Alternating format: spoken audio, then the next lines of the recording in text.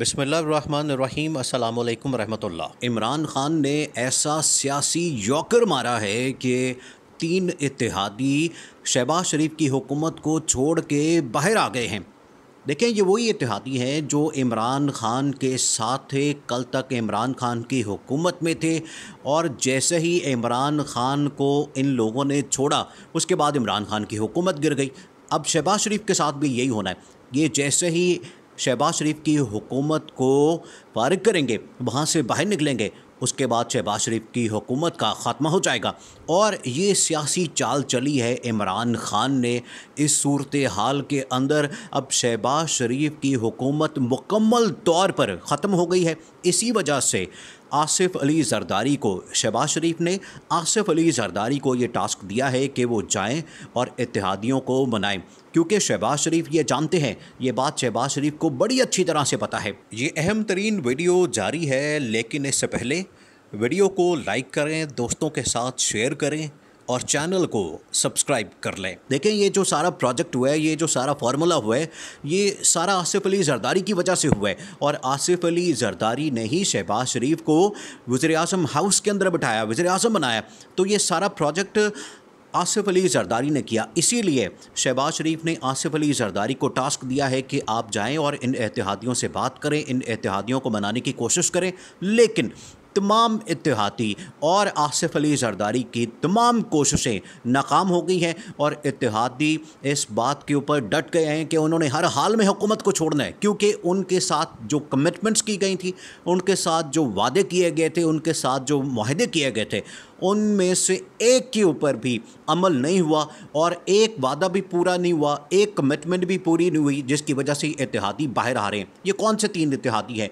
इसमें तो सबसे पहले MQM है। अब MQM की डिमांड्स क्या थी? उसके बाद दूसरा जो इत्तेहादी है वो ANP है, और तीसरा इत्तेहादी बलूचिस्तान अवामी पार्टी, जिसको बाप कहते हैं, और बाप का बाप कौन है ये सब जानते हैं। ये शेख रशीद से, आप कभी अगर शेख रशीद का इंटरव्यू सुने, उनकी बात सुने, उनकी तकरीर सुने, या कुछ भी सुने, तो वो बता देंगे आपको कि बाप का बाप कौन है और कहाँ से उसको इशारा मिलता है। जैसे इमरान खान की हुकूमत में इनको इशारा मिला था, बिल्कुल उसी तरह से अब इस हुकूमत में भी इनको इशारा मिला है और ये बाहर आ गए हैं। MQM, ANP और बाप पार्टी, ये तीनों पार्टियां अब बाहर आ गई हैं, नाराज़ हैं और इस बात के ऊपर डट गई हैं कि हमारी कमिटमेंट्स पूरी की जाए, नहीं तो आपकी हुकूमत को लात मार देंगे। और MQM ने तो पहले ही कह दिया कि हम इस हुकूमत के ऊपर लानत भेजते हैं, हम इस हुकूमत के ऊपर थूकते हैं, और हमें इस तरह की हुकूमत नहीं चाहिए जिसमें हमारी बात ही नहीं सुनी जा रही। MQM के साथ क्या धोखा हुआ है? MQM के साथ ये धोखा हुआ है, देखें, जो MQM के साथ वादे किए गए, मुआहदे किए गए, उसमें ये शामिल था कि MQM को मरकज़ के अंदर वजारतें मिलेंगी। उसमें 2-3 उनकी वजारतें थी। इसके अलावा सिंध के अंदर भी उनको वजारतें मिलेंगी, वो भी नहीं उनको मिली। मरकज़ के अंदर भी उनको नहीं मिली। और सिंध का गवर्नर भी MQM को मिलना था, वो भी अभी तक नहीं मिला। तो इसका मतलब क्या है? इसका मतलब ये है, सीधी सीधी बात ये है कि कोई भी बात, कोई भी कमिटमेंट उनकी पूरी नहीं की गई। और डॉलर्स वाली बात तो सब जानते हैं कि इनको डॉलर्स का भी लारा दिया गया, डॉलर्स का भी लॉलीपॉप दिया गया, वो भी अभी तक नहीं दिया गया। तो कोई एक चीज़ भी इनकी पूरी नहीं की गई। तो ये क्यों रहे हैं हुकूमत के अंदर? इनका हुकूमत के अंदर रहने का कोई मकसद नहीं है, कोई उनका फ़ायदा नहीं है, जिसकी वजह से अब इन लोगों ने हुकूमत से जाने का फ़ैसला कर लिया। तो सबसे पहले तो निकलेगी MQM, उसके बाद निकलेगी ANP। अब ANP के साथ जो झगड़ा है, ANP चाहती है कि खैबर पख्तूनख्वा का गवर्नर हमारा हो। ANP उसमें चाहती है कि खैबर पख्तूनख्वा की जो गवर्नरी है वो हमें मिले। लेकिन जो JUI है, जिसके सरबरा मौलाना फजलुर रहमान है, मौलाना फजलुर रहमान चाहते हैं कि ये KP का गवर्नर, खैबर पख्तूनख्वा का गवर्नर मुझे मिले और मेरा भाई इसके ऊपर लगाए। ये आप देखें कि किस तरह से इनके अंदर वजारतों की बंदर बांट, ओहदों की बंदर बांट, करप्शन, हर चीज़ इनके ऊपर चल रही है। आप देखें कि शहबाज शरीफ ने अपना बेटा हमज़ा शहबाज वज़ीर आला लगा दिया, आसिफ अली ज़रदारी ने अपना बेटा वज़ीर ख़ारजा लगा दिया, और मौलाना फजलुर रहमान ने अपना बेटा वज़ीर मवासलात लगा दिया। और वज़ीर मवासलात का क्या काम होता है? सड़कें बनाना, पुल बनाना और इस तरह के जो बड़े बड़े मोटरवेज़ बनाना, इस तरह के जो बड़े प्रोजेक्ट्स हैं। और शेख रशीद इसके बारे में क्या कहते हैं? मौलाना फजलुर रहमान के बेटे के बारे में, जिसको ये वज़ीर मवासलात बनाया, उसके बारे में क्या कहते हैं? वो कहते हैं कि इसने तो कभी मस्जिद का बाथरूम नहीं बनाया, मस्जिद का गुसल खाना नहीं बनाया, तो ये सड़कों का, मोटरवेज़ का ये काम किस तरह से करेगा?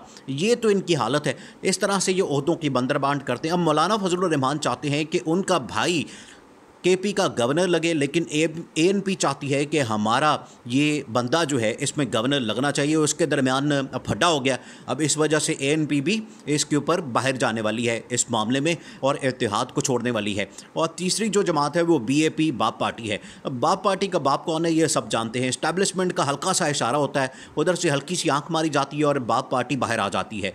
इसी तरह से जैसे इमरान खान की हुकूमत को छोड़ा था इन्होंने, इसी तरह से अब शहबाज शरीफ की हुकूमत को ये छोड़ेंगे और बाहर आ जाएंगे और उसके बाद हुकूमत का ख़ात्मा हो जाएगा। अब बीएपी जो पार्टी है उनके 4-5 एमएनएस हैं। अब ये जो हुकूमत है ये 2-3 वोटों के ऊपर, बल्कि 2-3 भी नहीं, 1-2 वोटों के ऊपर खड़ी है। 1-2 वोटों की मेजॉरिटी है। अब उसमें भी बहुत सारे ज़िमनी इलेक्शन हुए, उसकी वजह से एक तो आमिर लियाकत भी फौत हो गए, जिसकी वजह से इनकी जो मेजॉरिटी है वो कम हुई है। तो अब इनकी जो मेजॉरिटी है वो आहिस्ता आहिस्ता कम हो रही है, 1-2 वोटों के ऊपर खड़ी है। ये जैसे ही 2-3 इत्तेहादी बाहर निकलेंगे उसके बाद इनको इशारा होगा, हल्की सी आँख मारी जाएगी, सदर इनको कहेंगे हुकूमत को, शहबाज शरीफ को अब एतमाद का वोट लें। और जैसे ही एतमाद का वोट लेने की बारी आएगी शहबाज शरीफ को पहले पता चल जाएगा, वो ख़ुद ही इस्तीफ़ा दे देंगे। क्योंकि बाद में जाके जलील भी तो होना है, बाद में जाके वही वाला हाल करना है कि अगर एतमाद का वोट लेना पड़ जाता है तो एतमाद का वोट लेने के लिए उनके पास बंदे नहीं पूरे होंगे। तो अगर बंदे नहीं पूरे होंगे तो हुकूमत फ़ारग हो जाएगी। इसीलिए वो क्या करेंगे, वो इस ऑप्शन को बेहतर समझेंगे जो इस्टेब्लिशमेंट ने भी इनको दी है और इमरान खान तो पहले ही दे चुके हैं कि आप इलेक्शन की कॉल दे दें। अब जो इस्टेब्लिशमेंट ने इनको ऑफ़र दी है उसमें जो ऑप्शन दिए हैं वो यही है कि आप या तो ख़ुद असम्बलियाँ रिजॉल्व कर दें, असम्बलियों को तोड़ दें, रेजिग्नेशन दे दें और इलेक्शन की कॉल अनाउंस कर दें। अब ये 3-4 ऑप्शन दी गई हैं। अब उसी तरफ, ठीक उस तरफ, उसी पैटर्न के ऊपर हालात को ले जाते हुए उसी टारगेट की तरफ जा रहे हैं कि शहबाज शरीफ को फारिग करना है। शहबाज शरीफ की हुकूमत से जो हमने काम करवाने थे, जो इसको जलील करवाना था, जो IMF से डील करनी थी, वो सब कुछ हमने करवा लिया। और शहबाज शरीफ और हमजा शहबाज अब इतना जलील हो गए हैं कि आवाम के अंदर जाके ये खड़े नहीं हो सकते। इनको बद्दुआएं मिल रही हैं, आवाम इनको मारने के लिए तैयार है। ये हालत हो गई है आवाम की। अब इनका सर्वाइवल बड़ा मुश्किल है। इनका जो सियासी करियर है वो मुकम्मल तौर पर ख़त्म हो गया है क्योंकि इन्होंने जो हालत कर दी है। देखें, आवाम इस टाइम बड़े गुस्से में है। लोड शेडिंग का अजाब है, महंगाई का अजाब है, टैक्सों का अजाब है इतना ज़्यादा। अब एक बंदे की 30-35 हज़ार तनख्वाह है, उसके ऊपर भी इन्होंने टैक्स लगा दिया, उस बंदे को भी नहीं छोड़ा। मतलब वो अगर ज़िंदा रह रहा है तो क्यों ज़िंदा रह रहा है, उसको भी मार दिया इन्होंने। इस कदर इन्होंने यहाँ पर टैक्सों की भरमार कर दी है, टैक्स लगा दिया, महंगाई। अब अगर टैक्स देगा उसके बाद महंगाई का अजाब है, फिर उसके बाद पेट्रोल पंप पे जाएगा तो वहाँ पर कीमतें इतनी ज़्यादा हो गई हैं, क्या करेगा।